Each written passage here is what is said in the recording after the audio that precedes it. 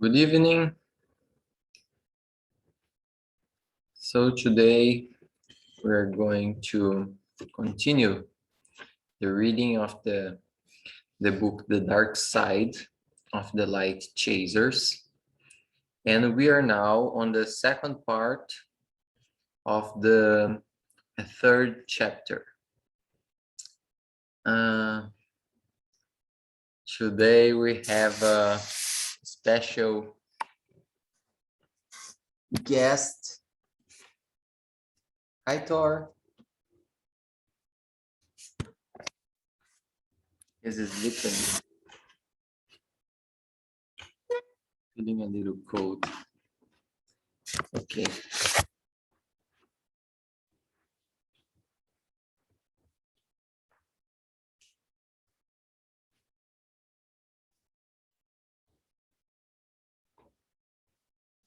Stay there. Okay then. So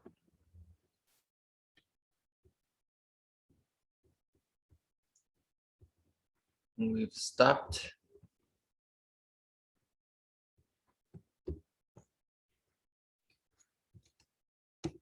We've stopped here. Okay.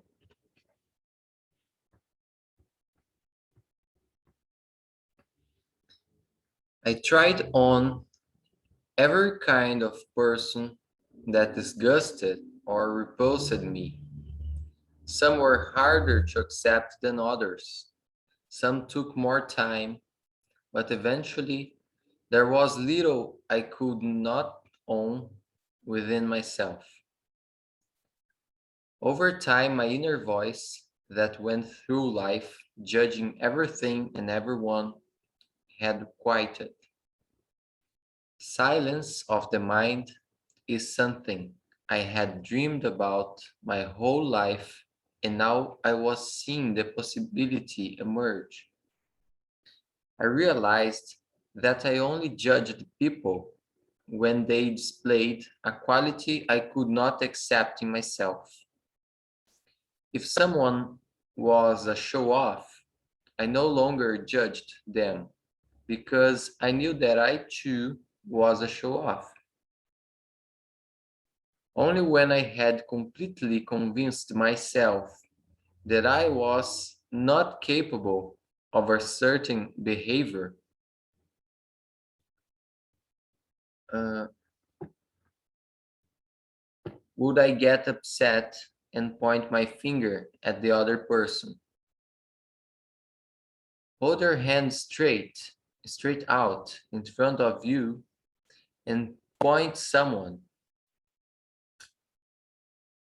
Notice that you have one finger point at them and three fingers point back at yourself. This can serve as a reminder that when we are blaming others, we are only denying an aspect of ourselves. The process of hiding and denying parts of myself began to seem almost comical once I realized all the energy I was using in order not be a certain kind of person. If you don't see yourself as a microcosm of the entire universe, you will continue to live your life as a separate individual. You will look outward instead of inward for answers and direction, and make judgments about what is good and what's bad. You maintain the illusion that you and I are not really connected. You stay behind your mask in order to feel safe and secure. But if you embrace the totality of the universe within yourself, you embrace the totality of the human race. Just a second here.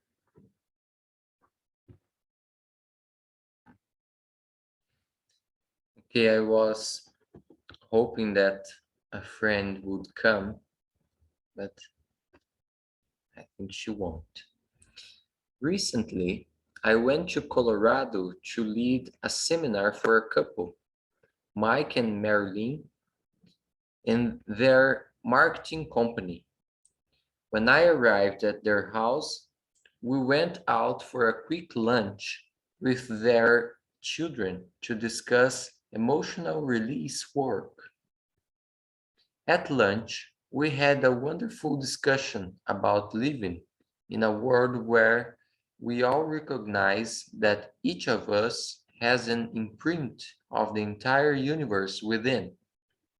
Mike and Marilyn were already familiar with the holographic theory and were enthusiastic. But when we got into the car after lunch, Mike turned around and said to me, "But there are a few things I know I'm not." I wasn't surprised. This often happens after someone agrees that they are everything. I had happened to me, it had happened to me after all. So I asked Mike, "What aren't you?" Mike replied, "I'm not an idiot." I looked into the rear view mirror where Mike was looking straight at me and said, "If you were everything, then you are also an idiot." There was dead silence in the car. Mike's wife and children were all looking at me in disbelief. I had told Mike he was an idiot. Then Mike started to tell me about all the idiots he knew and how he wasn't like any of them. He was so emotional about the people he was describing that I knew this was a very charged issue for him. We continued driving while Mile in exhausted his repertoire of idiot stories. Finally, I asked him, "Have you ever done anything that an idiot might do?" He thought about my question and quickly said yes, but again he went on to tell me how I couldn't compare what he'd done with what the idiots he knew had done. These other people were really big idiots. I told him that the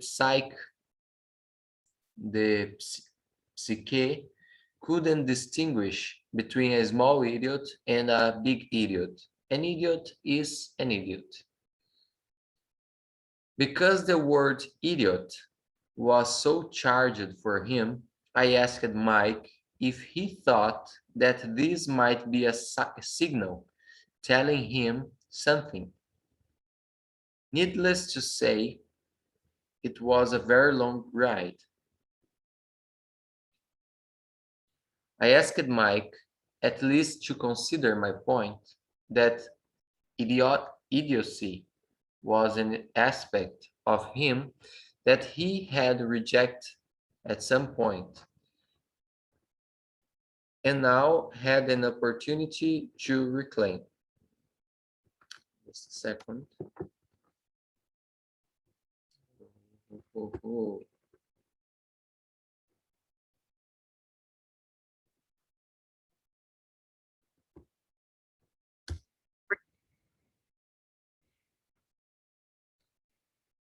Um,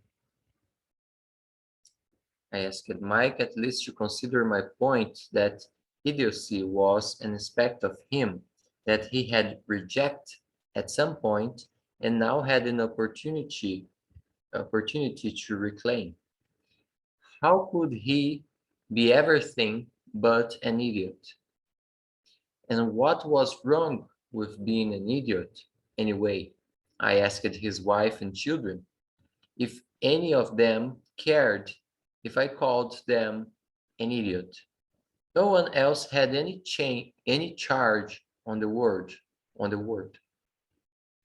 I asked if any one of them were having bad experiences with idiots. No one was. When we arrived at their house, we bundled up to get out of the car.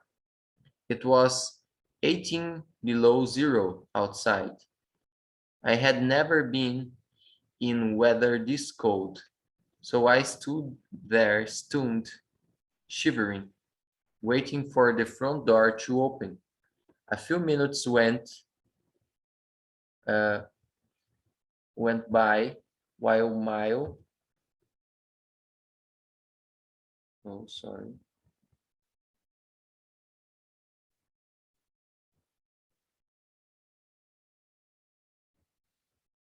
Uh, a few minutes went by while Mike fumbled around in his pockets and then groped in the car. Finally, Mike looked at us and said, I think I locked the keys inside the house. After a moment's silence, I asked, what kind of person would lock himself out of his house in a 18-degree below zero weather? We all simultaneously screamed, an idiot!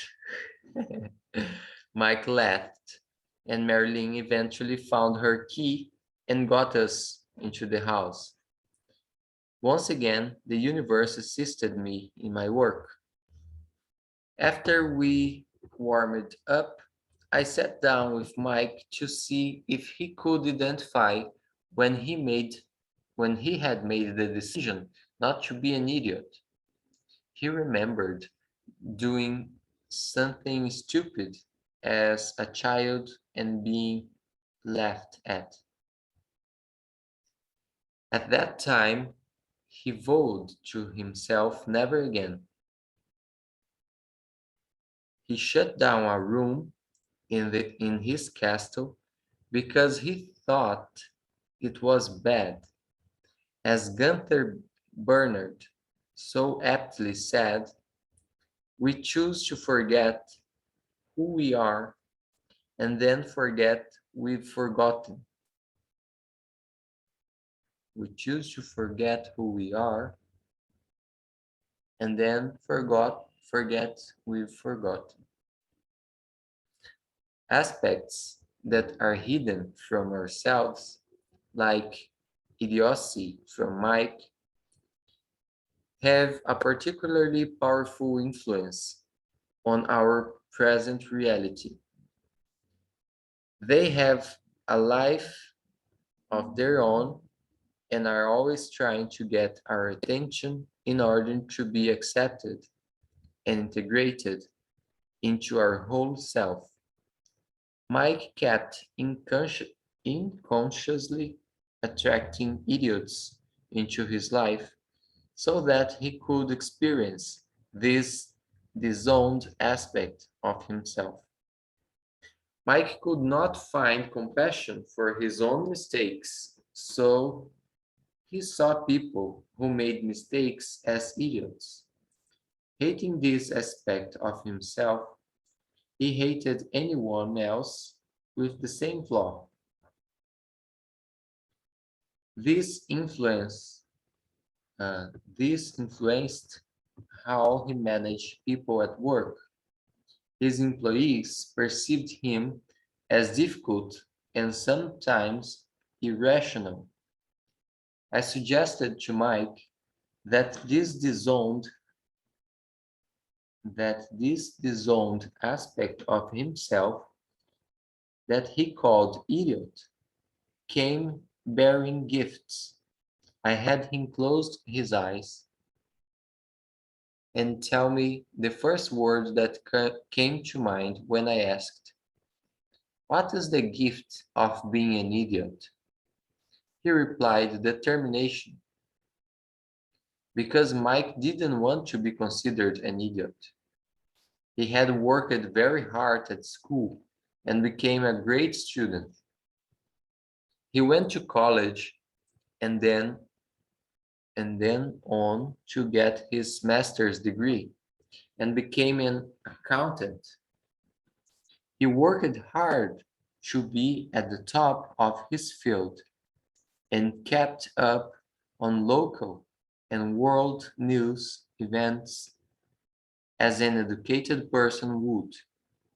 Mike was a little shocked by what he was saying.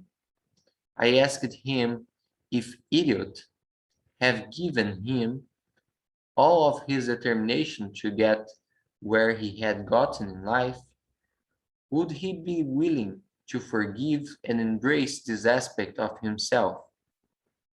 With some hesitation, he said he would, although he'd need some time to digest our conversation. The next day, Mike seemed younger and more vibrant. He still wasn't sure that owning and loving this aspect that he called idiot was the right thing to do since he had spent nearly 40 years denying it to himself. But after another long conversation, he could see that because he didn't own this aspect of himself, he attracted many people into his life who did act like idiots. I explained that this is a spiritual law, that the universe always guides us back to embracing the totality of ourselves. We attract whomever and whatever we need to mirror back the aspects of ourselves that we've forgotten. Each aspect within us needs understanding and compassion. If we are unwilling to give it to ourselves, how can we expect the world to give it to us? As we are, so is the universe. Self-love must sink, must sink in and nourish each level of our being. There are those who love their inner selves but are unable to look into a mirror for more than a minute at their outer appearance.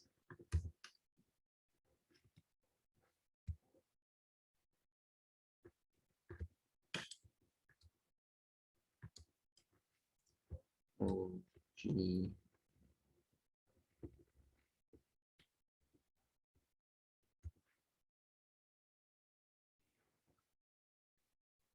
Okay, guys.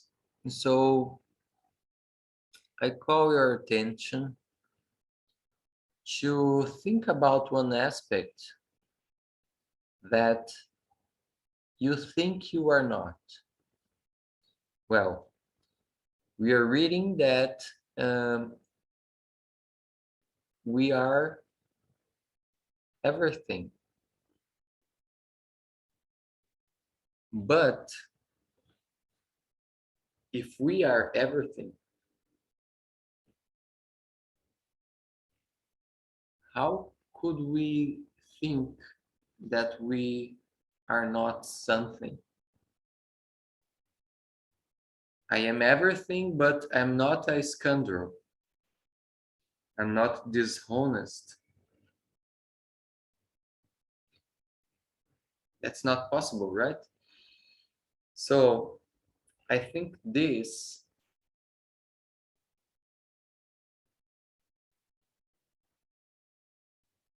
is the worst aspect that I believe a person can have, being dishonest, to lie to others,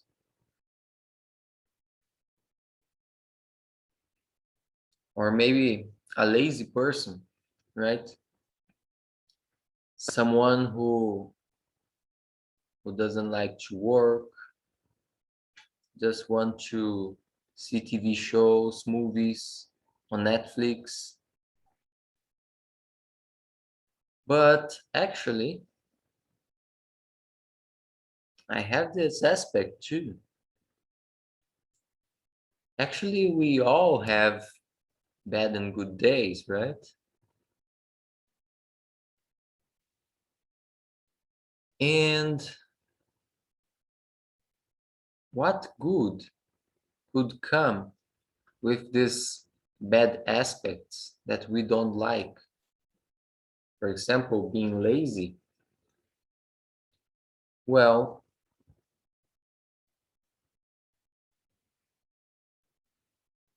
for example, I have a grandmother that she's very willing, well, she's very willing to help others. And he tries to maintain an image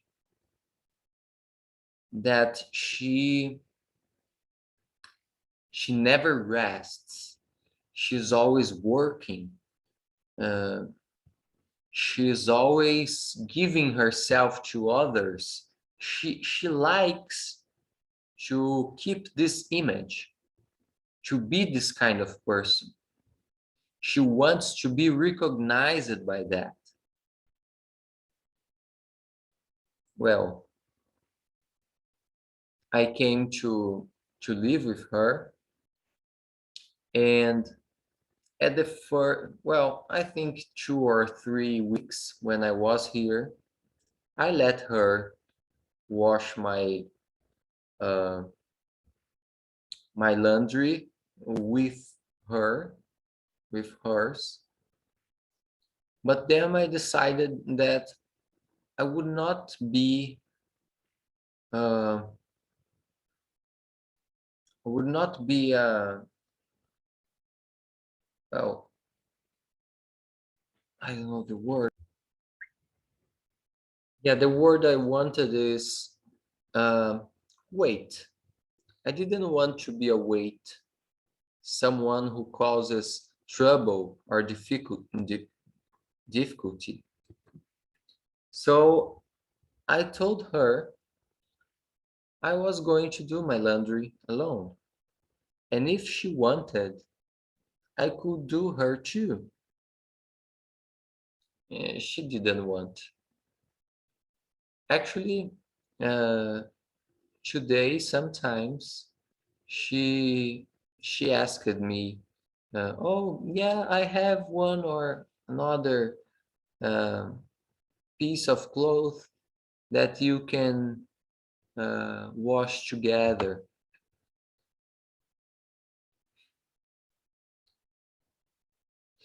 One day, uh, I let my laundry basket near the laundry machine, but it was so early in the morning, and she hadn't gotten up. Uh, still, she hadn't still gotten up that day, and I didn't want to turn on the machine. So first I ate something. I I had a breakfast, and then I went to my room, started to reading, to started to uh, studying, and then when I came back, she was doing my laundry. I was possessed. I was very angry with her because she wants to do everything. I didn't ask it. And then I just relaxed and said, Grandma, you always tell us that you've done so much in your life. You always tell us that your life was just work. So you don't have to do my laundry. You don't have to do things for me. I can do it by myself. I am an adult. and her face enlightened. I don't know how to say her face like sorry, just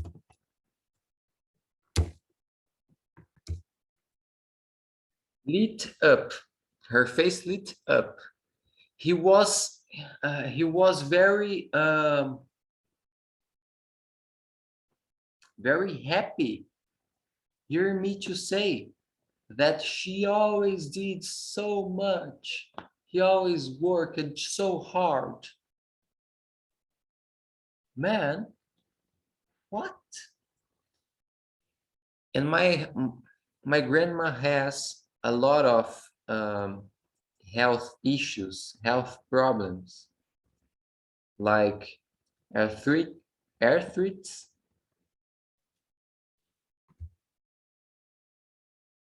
I meant arthritis. Arthritis. Another one is, let me see. Arthrosis. Arthrosis. Yeah.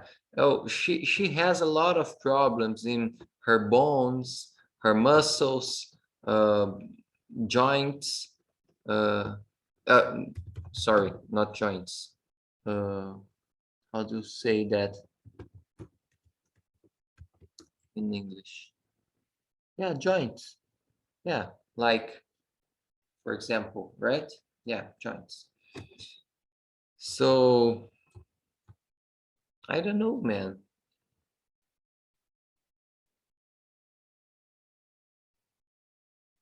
How can a person be so,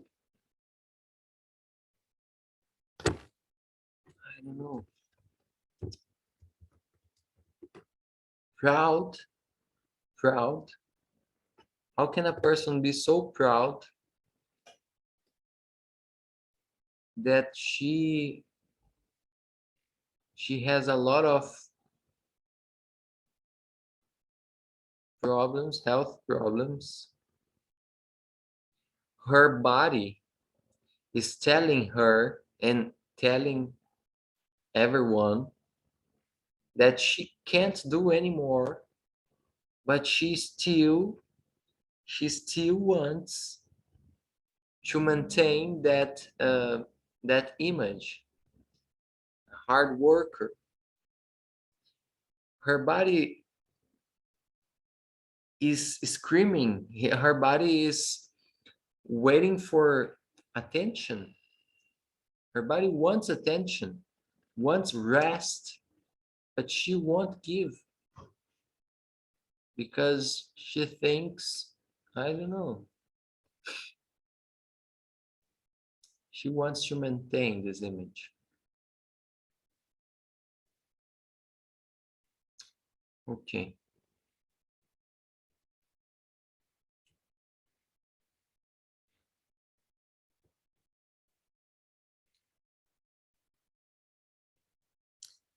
If we are unwilling to give it to ourselves, how can we expect the world to give it to us? As we are, so is the universe. Self-love must sink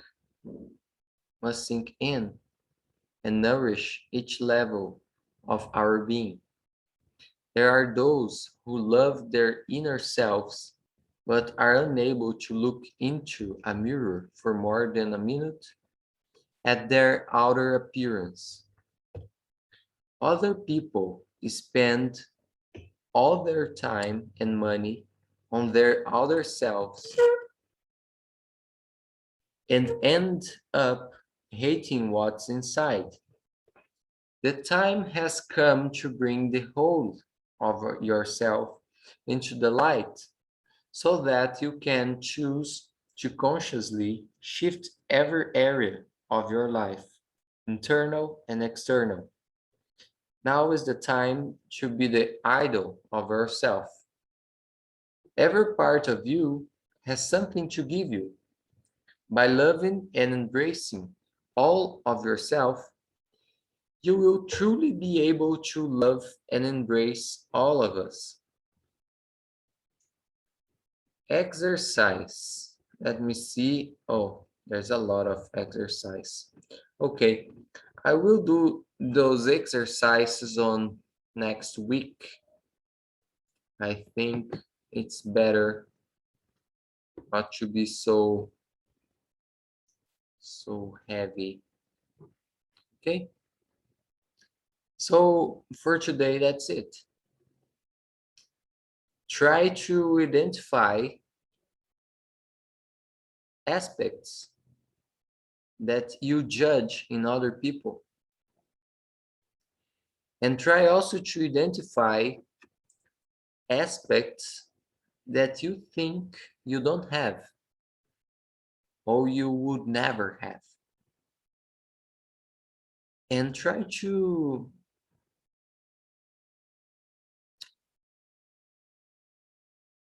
find why you deny so much those aspects, and if possible,